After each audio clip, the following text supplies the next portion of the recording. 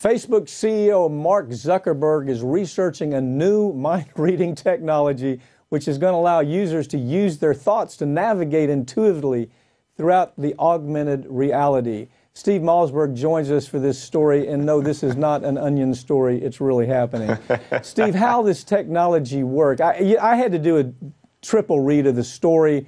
I know the technology certainly is there. We're finding that we're able to do a lot of biometric kind of things. But as this is developing, you listen to Mark Zuckerberg, and it sounds like it's way down the road. What's your take? Well, you know, it's being used for people with ALS. They're able to, some of them are able to type just by thinking, and that's what he envisions here. But I think he has more nefarious plans. It's not an implant. They don't put anything in your, into your head.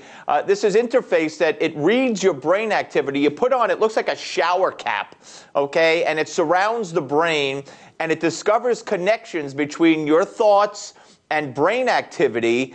And it also makes use of optical imaging technology and presumably, by the way, coincidentally, using glasses manufactured by Oculus VR, which is owned by Facebook. Yeah. So, you know, it's all kind of incestuous there, yeah. As I saw, this story developed where Zuckerberg shows up at Harvard, and he's given a speech on the reality of technology. Where are we? Where is it going? How's it going to get better? And this is where he reveals this that he's been working on.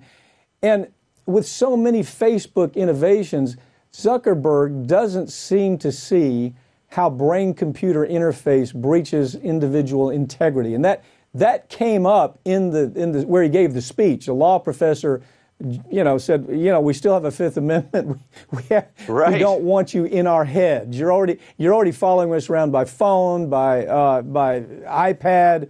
My God, we can't get away from technology. And now you want to get right up in our head. What's your thoughts? Oh, absolutely. I mean, the red flags are just popping up all over the screen. They should be popping up in our heads as well. I mean, do you trust Mark Zuckerberg and Facebook when we know how our information has been shared and abused and they're spying on us and all that kind of stuff? Do you want them to know your thoughts? What's inside your head, the way, as you said, they do with smartphones and our computers. And then what happens? If your thoughts get out, we know that we risk our medical information getting out and all kinds of different things. But if they knew what you were thinking, would you be prosecuted? Would you be blacklisted? Would you lose your job? I mean, the possibilities are limitless, and they're all frightening.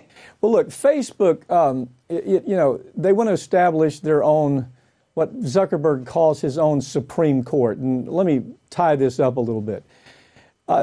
We all know that, as you point out, they're spying on us, they're following us, now they're making decisions about what we can say and what we can't say. If they're offended by what we say, they take it off the air. If they like what we say, then they promote it. So what we have is all of this type of censorship taking place. And so he was really assaulted with those talking points when he gave this speech at Harvard. And so his response was, well, I haven't been talking about this, folks, but I want to tell you something. He made this announcement.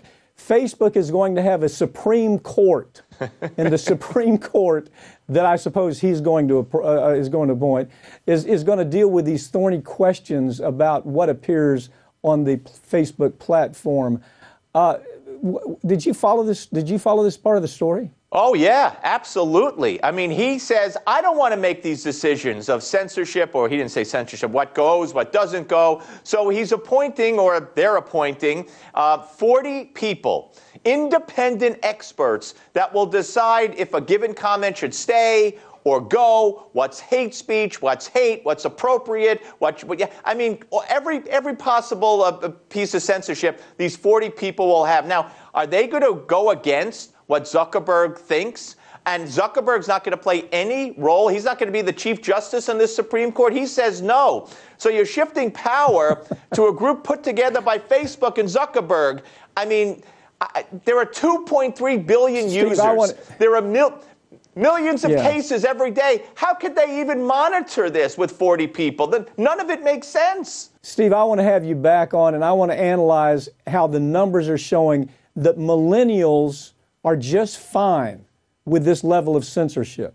That in their mind, somebody should be making a decision about the things we think about. Thank you for joining me, Steve. We'll pick up this conversation again.